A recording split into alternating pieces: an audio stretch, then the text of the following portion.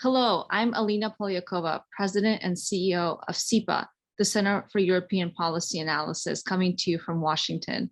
And I'm truly honored to have the pleasure of introducing Eric Schmidt and hosting this conversation with him today. Eric probably requires no introduction to most of you tuning in, but very briefly, he is an accomplished technologist, an entrepreneur, and a philanthropist.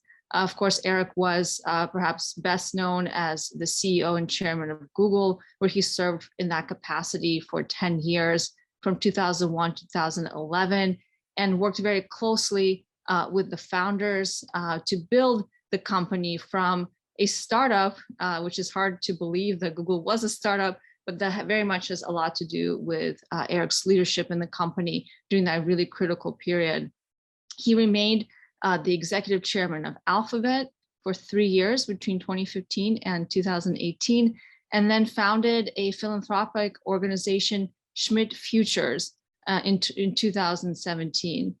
Eric is also a writer. He's published 3 New York Times bestselling books. He hosts a podcast that I encourage everyone to check out called Reimagine with Eric Schmidt that covers a whole slew of incredibly fascinating topics.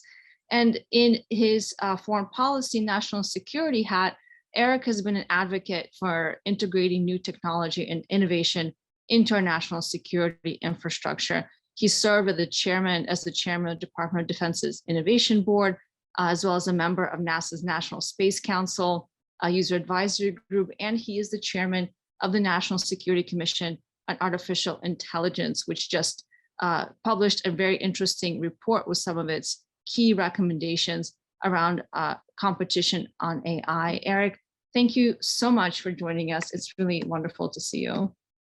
No, thank you. And I very much like what CEPA is doing. So I'm looking forward to this. Well, thanks, Eric. So I want to just get right into it. You've talked quite a bit in the past about China.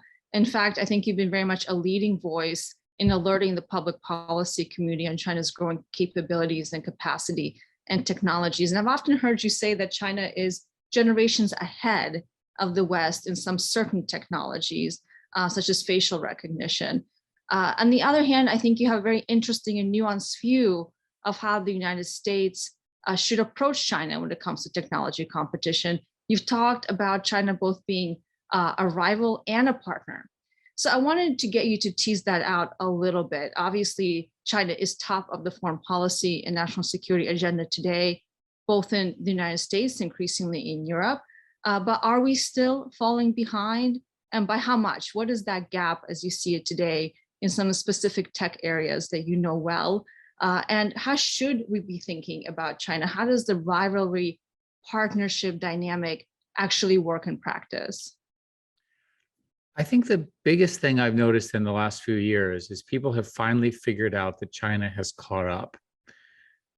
There's a view in America that we are exceptional and ahead of everyone else. This was forged, I think, largely after World War II. And so the arrival on scene of a full and direct competitor in key areas, one of scale who's executing well, is sort of a shock to the system. And I think what I've noticed in the last few years is people are slowly grappling what it means to having another large competitor in the space. Notice I didn't say enemy, I said competitor. And I think my own view is that for the next 10, 20 years, we're going to have an incredibly uncomfortable relationship with China. Uncomfortable in the sense of they're going to push and push and push in ways that we don't like and the way we don't find correct. However, they'll be pushing toward global dominance of technologies that they've laid out that we need to dominate instead. Right before the pandemic, China issued a statement, I'll summarize, on the 70th occasion of the party, that they wanted to dominate AI, semiconductors, energy, transportation, quantum, synthetic biology. Well, that's the entire world that I work in. That's the world of technology platforms that will create trillions of dollars of new companies, new wealth, in the West or in China, or maybe in both. And we have a number of examples now, the most interesting one being basically ByteDance, which is the parent company of TikTok, that is probably the most valuable private company in the world and growing very fast. A valuation probably close to $500 billion. How did this happen? 5 years ago, people did not even think China could pull off any global platforms. Look at the Huawei fight, and Huawei dominating the 5G space at the moment. How did that happen? It happened because we weren't paying attention. We weren't focused on these key areas. Well, I think we're certainly paying more attention now. But I think the question is, you're saying that China has caught up now with innovation in certain tech areas. So what is our competitive edge? I still see that in terms of research on artificial intelligence in particular, the US and China are increasingly closing that gap in terms of research publications anyways.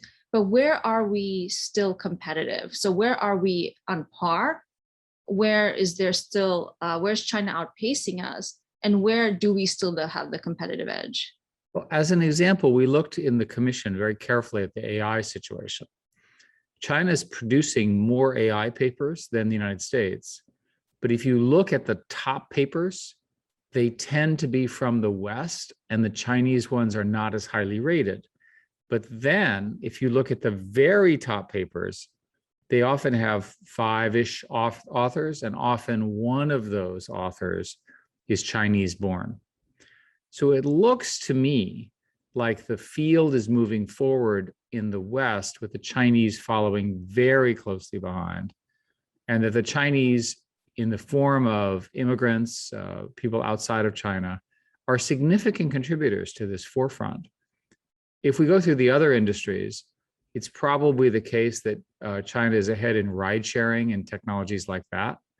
We know they're ahead by a couple generations in facial recognition and surveillance.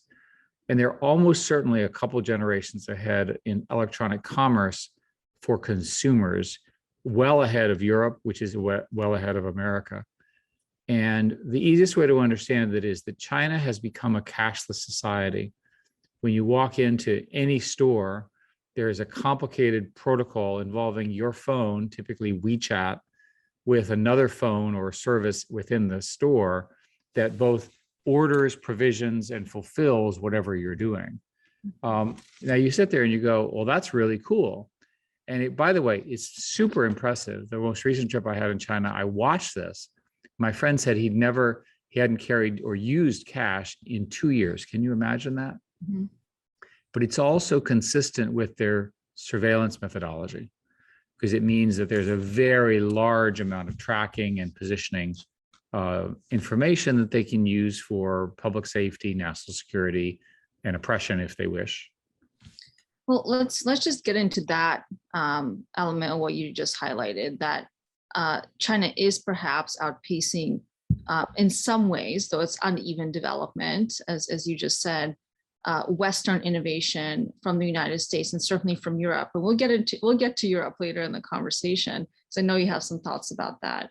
But the use of these technologies, meaning what is the purposing? What are they being deployed towards? This is a huge concern, because obviously in democratic societies, we have a lot of concern about how data is being used. But of course, in China, with the kind of state that the CCP has established, there's no concern of data privacy. You have no data privacy de facto in China. And so the question is if China is able to build these quite advanced and sophisticated technologies on the basis of what is a very pernicious and pervasive digital surveillance or digital authoritarian state, how can the private sector from the United States really compete with that when we have so many concerns about privacy and human rights? Well, I would argue that this is fundamentally a values competition, and that the societal values in China are just different. all accounts indicate that the average Chinese person is relatively happy with the environment around them, even though there are restrictions on their expression of political views, et cetera. So it looks like Chinese nationalism combined with the pride of their country, combined with lack of information that they get, has allowed them to focus on the things that they care about, which appear to me to be economic growth, feeling good about their country, feeling good about the power that they have, and those sorts of things.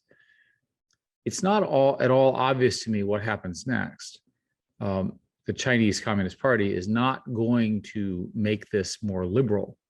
They're not going to all of a sudden allow the equivalent of Facebook and Twitter with unauthenticated messages. So you have now finally a real test of centralization and decentralization. The Chinese model is a highly centralized model, highly centrally controlled, much more so since March of this year, when they began to crack down on the Chinese tech leadership. And I suspect that will continue. So my own opinion is that Chinese entrepreneurship will still do well, even with those constraints. Mm. In the US, we spend an awful lot of time arguing on the edges of issues, when we fail to recognize that across the Atlantic, we actually agree on almost everything. We agree on, let's start, the rights of minorities, the right of political expression, the right of freedom of movement. In general terms, the lack of surveillance, at least from others, and in some cases from the government. So it looks to me like you've got a competition of two systems. The message today, I've always assumed that the Western system, which is confusing and overlapping and so forth, but hugely creative and produced the most extraordinary universities, I always assumed that we would stay well ahead. I'm worried now that even in these key areas, we'll only be one generation ahead. And if we make mistakes like we did with 5G, where we didn't give out the right amount of frequencies and so forth and so on, we can be permanently behind. So on your point about values and the fact that we actually agree on quite a lot of things, but still find ourselves in conflict, maybe some of the key details, especially when it comes to the relationship between Europe and the United States. You know, one thing that I have found really interesting about some of the things you've said before is, one, how values, one way in which values propagate and dominate the world is, of course, now in the 21st century through technology and through the adoption of certain technologies. And you mentioned this growing repression in China by the CCP of their own companies that have gone perhaps a little too free, have gone a little too rogue, and have slipped out from under state control. And I agree, we're going to continue to see that kind of crackdown happen in the foreseeable future. But then if we're seeing a propagation of values through technology, and Western technologies, which presumably, you know, are come inherently embedded with values of openness and interoperable internet, the Western-led model of what a free and open internet should be, if those technologies and companies are increasingly being locked out of the Chinese market, of the Russian market, although not quite there yet, other countries are likely going to follow suit, especially where we have authoritarian leaders. So if this is really about an ideological competition and a values-based competition where technology plays a key role, where do we currently find ourselves in that balance? Are we on the back foot, or do you think we still have the edge when it comes to values and when it comes to technology being the sort of the water through which those values travel globally? Well, the platforms that we build reflect the values often of the tech company that invented it. And so in my 19 years at Google, we faced issue after issue because Google would show up in a country, and the way Google worked, and particularly with respect to sort of an American view of openness of information, lack of responsibility, we were willing to tolerate anonymity in terms of submissions. You could view that as American hegemony. You could, for example, in Europe, many European nations were furious that things would happen on the American platforms, including Google, but they didn't have the ability to enforce their laws by taking the CEO of the company and putting them in jail, or similar threats from law enforcement or judges. And we've gotten away with this because the American technology sector was so powerful that even though Europe, which is a fantastic place, Europe has been forced, if you will, to adopt many of the American properties in these platforms, Twitter, Facebook, and so forth. We tried the same thing in China and we were blocked. So it's not clear to me that we're going to have much impact on how the Chinese information space evolves. If you're a Chinese citizen today, you use WeChat to invoke apps. You use Alipay and other things like that to buy things all automatically. The vast majority of the Western information is highly censored, or it is blocked in such a way that even VPNs make it difficult to get to, and there are some exceptions. So a reasonable expectation is these two paths will devolve over time, that the information spaces in the China and the BRI countries and the West will diverge. And that's okay as long as the divergence doesn't lead to conflict, right? It's okay for people to have their own cultural values. And I think we in the internet industry just sort of assumed that we could prance into these countries with internet values.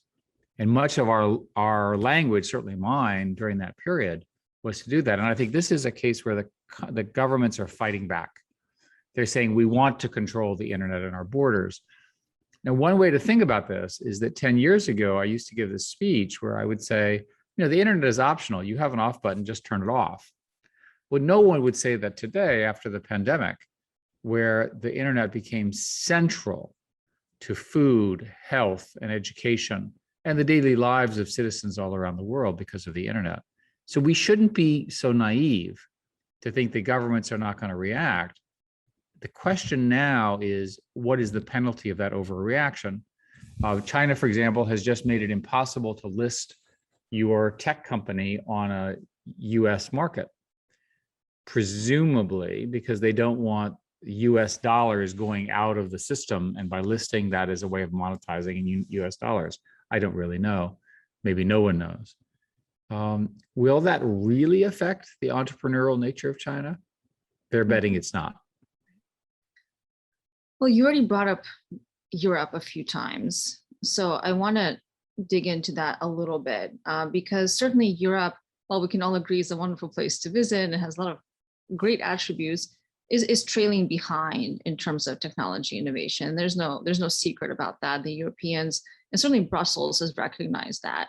And perhaps as a response to the kind of domination that we've seen of US companies in particular, that you've been alluding to as well, we've now seen a bit of a backlash, certainly in Brussels, with new legislative proposals and efforts to try to perhaps rein in certainly so-called big tech, which is primarily US companies, but it seems like there's still less of an attention to Chinese firms in Europe when it comes to competition. So I guess my question to you is, do you think Europe is heading in the right direction? It's certainly not a continent that can really tout its digital or technological innovation.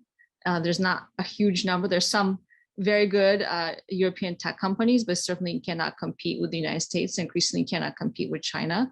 And so can Europe really be this global regulator of technology without being a global innovator in technology?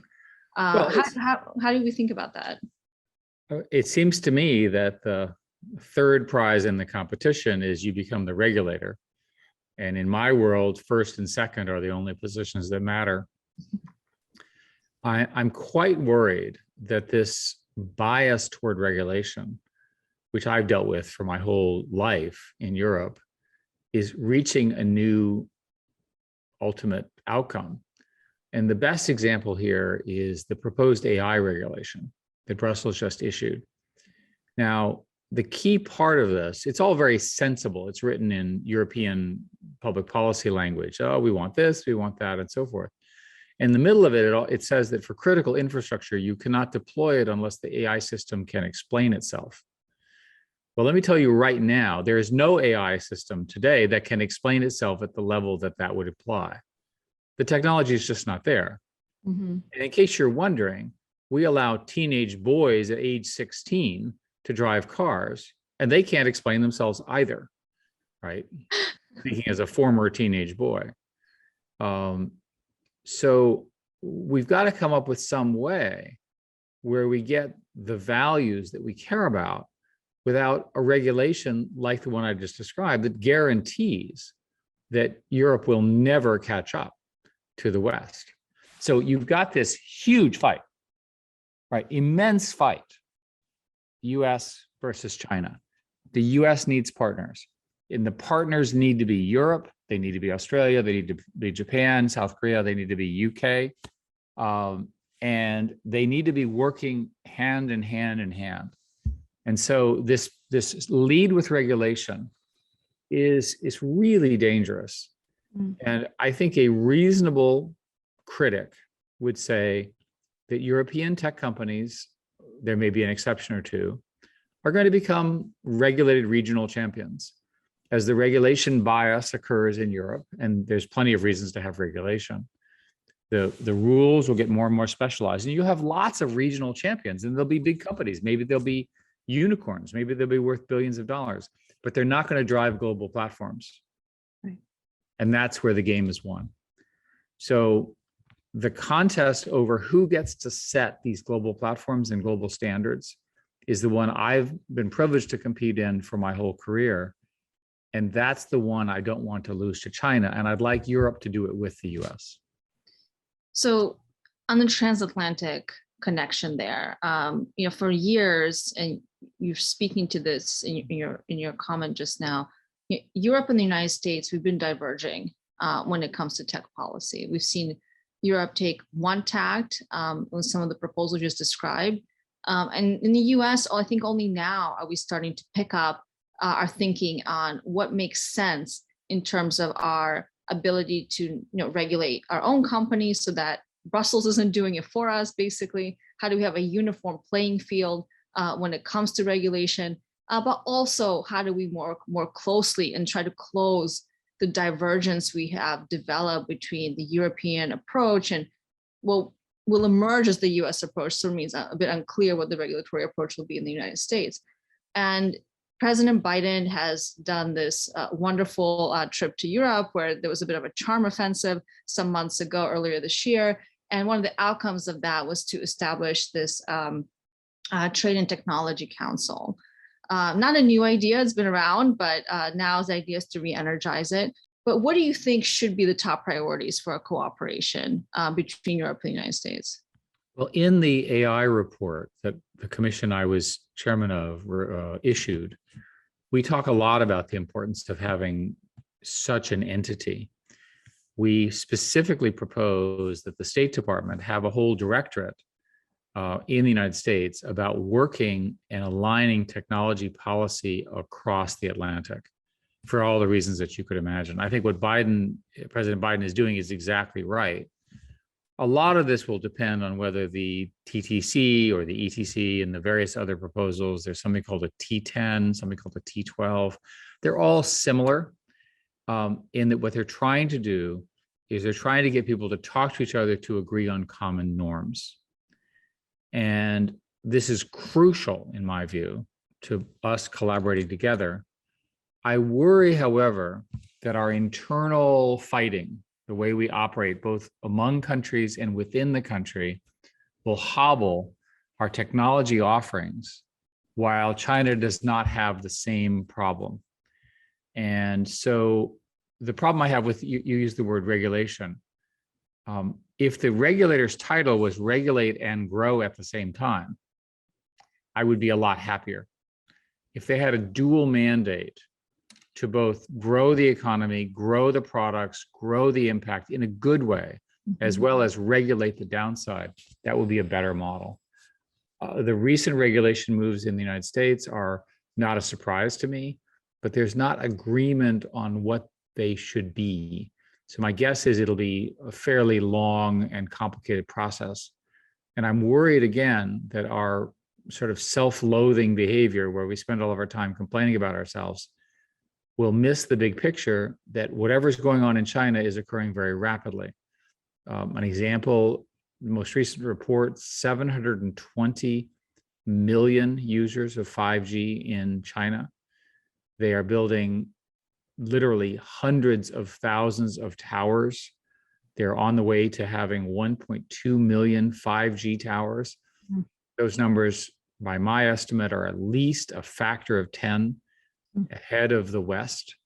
Now, you say, well, I don't really mind having slow internet. I don't really use it that much. But what you will be upset about is if a set of applications are built in China that are enabled by that 5G platform that are not available in the West. And those are killer applications. They're really good applications. So what happens when you lose platform leadership? Platforms are things you build on, right? The things that are built on it go somewhere else. Synthetic biology. China has a large initiative around a national biobank for everything. A biobank is where you store information about how life works. Think of it as DNA sequences and other things like that. We don't have an analogous program in the West, although there are people, there's a UK biobank, which is pretty good, and there are people working on this. So is that an area where we're going to be behind too? Can you imagine if China could build all of the interesting drugs and all of the interesting materials and all of that using synthetic biology, and we're behind, and we invented this stuff? That's my point. We're not focused on the stuff that matters. I'm perfectly happy to have people argue over steel prices and trade and subsidies and so forth. That's the battle of 30 years ago. The new battle, synthetic biology, AI, quantum, energy systems, software platforms, that sort of thing. So what I'm hearing you say is we need to have the bigger picture in mind. Start with the values, and every time we have a conflict over a detail like transatlantic data flows, for example, which has become a unnecessarily huge issue, that we need to constantly keep in mind what the bigger picture is and what the bigger objective is. Let me give you my pet peeve. So 12 years ago or so, Europe decided that everyone had to give consent to use cookies. So when you're in Europe, every website asks you for consent. And you can be quite sure that every European ignores the complicated language and just says yes, because they want to get to their outcome. If you sum the amount of time wasted by Europeans with that single click, you would say, maybe we could achieve this political or regulatory objective in a less intrusive way. Now, I know that sounds stupid, but my guess is if you take the time of 800 million people, you're going to get a pretty big number. So this is what happens when you have privacy regulators who are strong-minded, and in many cases I agree with, they overstep. Yeah. That's why if we're going to do this collectively, we've got to continue to focus on what the objective is. My objective is very simple. I want the next 10 trillion dollar platforms to be invented in the West and not in China. Right. We have lost surveillance. That's probably okay. Mm-hmm. We may have lost electronic commerce. That's not okay. We may have lost 5G. That's not okay. I don't know what's going to happen with entertainment, but at the rate at which TikTok is growing, what do you think is going to happen when China discovers that it can influence the habits and thoughts of the world's teenagers? It can't be a good outcome for the West. So Eric, I know that you're a chess player, and basically what you're describing is a chessboard right now where we know, so Beijing has telegraphed to us basically what their next moves are going to be, at least through 2030 and probably beyond. But we're still not fully listening or acknowledging that strategy. And the chessboard, from what you've described it and some of the ways in which we are falling behind in these key areas, But we really seem to be losing the game right now. So if you put on your chess player hat and you have to think about, if we have lost surveillance, electronic commerce, potentially, 5G, potentially entertainment, what is that next thing on the horizon that we really need to be focusing on to try to get ahead of the game? The ones I think are the ones that have the biggest impact are probably energy, synthetic bio, and essentially software platforms AI. And the reason is that for each of them, energy is an enormous industry with enormous implications, which is now being, in many cases, being led in China.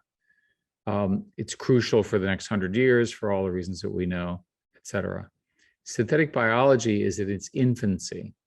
It's like where computer chip design was in the 1980s.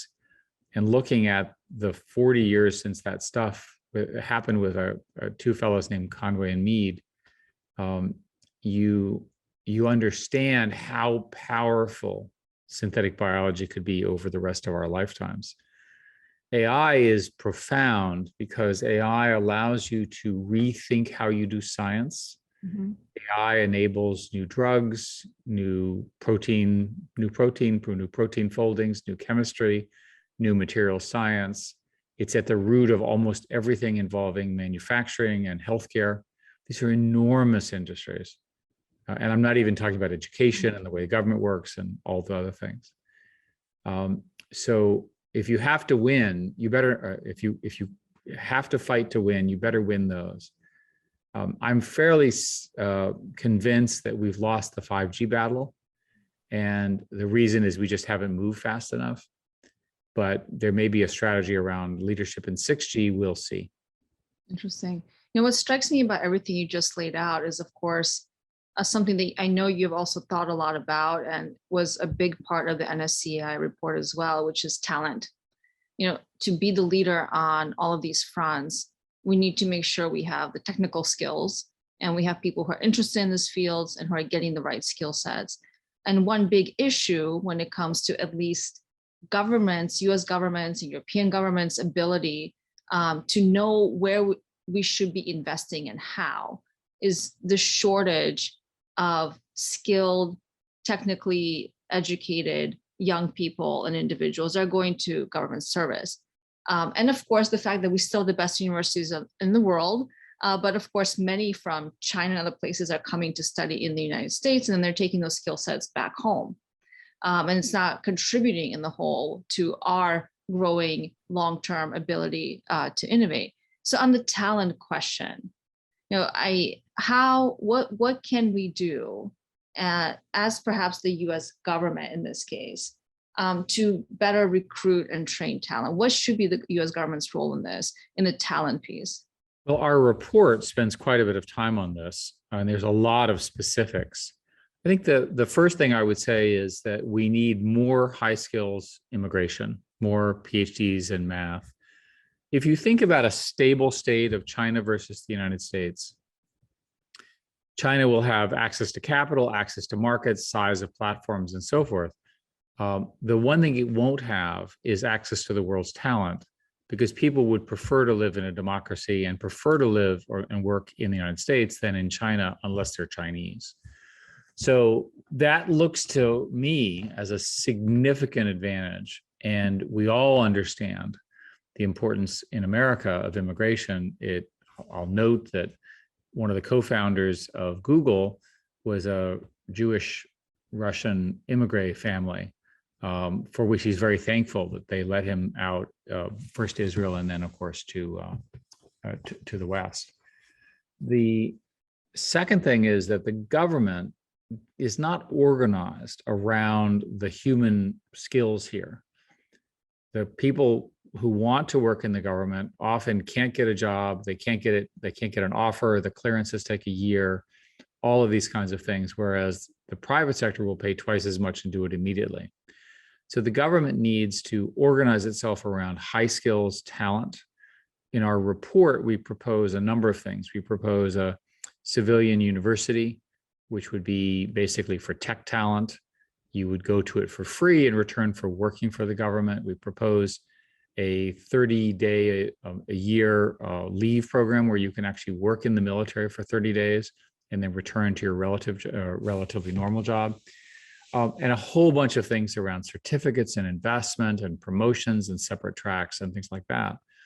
It's as though the technology industry was forgotten by the government. The government viewed itself as nice, pleasant liberal arts people who mean well and understand policy. And they don't understand that the best way to fix a policy is to fix it with an engineering solution that actually solves the problem. And that bias, which is sort of my bias, is, I think, one that people generally agree with now, but the government is so slow moving, it's very difficult to make these changes without a lot of top-down pressure from the president, the vice president, secretary of defense, and all of the other groups. So given everything that we've just discussed, maybe just one last big picture question, the challenges around skills and talent recruitment and training, the somewhat confused role of the government in this space in particular, China's ability to outpace the West on some of the core areas you discussed, and then some of the regulatory issues we've seen emerge in Europe and the overreach that you've been talking about. So I guess given everything you've laid out, where are you today on winning the bigger battle, making sure that the next platform, the multi-trillion-dollar platform, is invented in the West, the United States, or perhaps even Europe? Are you optimistic? I'm less optimistic, but I'm not pessimistic yet. And I'll give you a positive example. Look at Operation Warp Speed. So President Trump and his team, using the private sector to build the vaccines, the universities to invent the underlying mRNA and other techniques, and the government procured whether the products worked or not in a time of national emergency. And by the way, it worked, and it worked well. We do have examples where when we face a challenge that's a focused challenge, an important challenge, we can come together to sort of drive this with the various elements. It requires top-down leadership.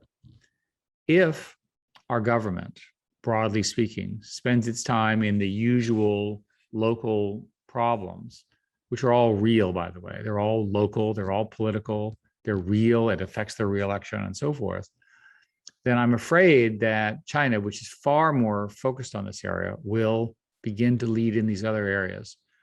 I think we have 3 to 5 years. We have more than a month or two, but we don't have a decade. China has published its goals of leadership. It's called Made in China 2025, where they want to make everything themselves. Leadership in key industries by 2030. So that's reasonably soon.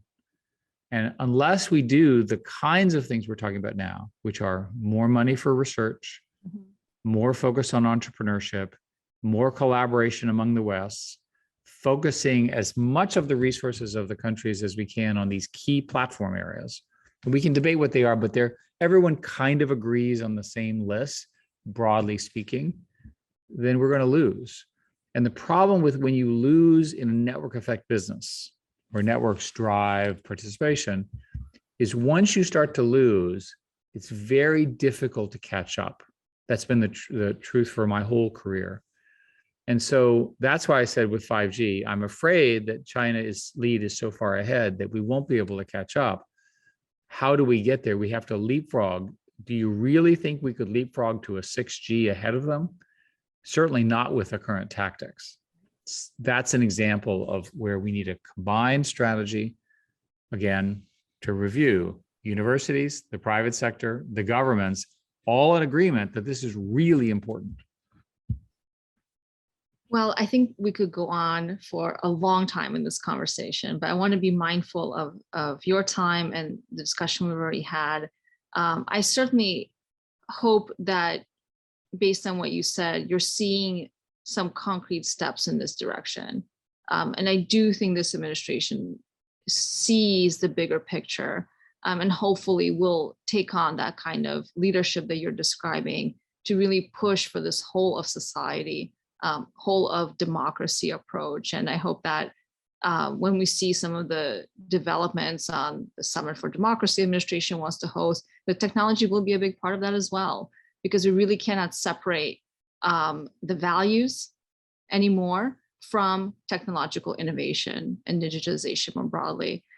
Eric, it was such a pleasure. I have so many more questions for you, but it was fantastic to see you. Thank you for laying out the vision you've developed, and thank you for all the work you've done trying to push our government in the right direction on these issues. I look forward to, I hope next time that we have an opportunity to pick up this conversation. Thank you so much.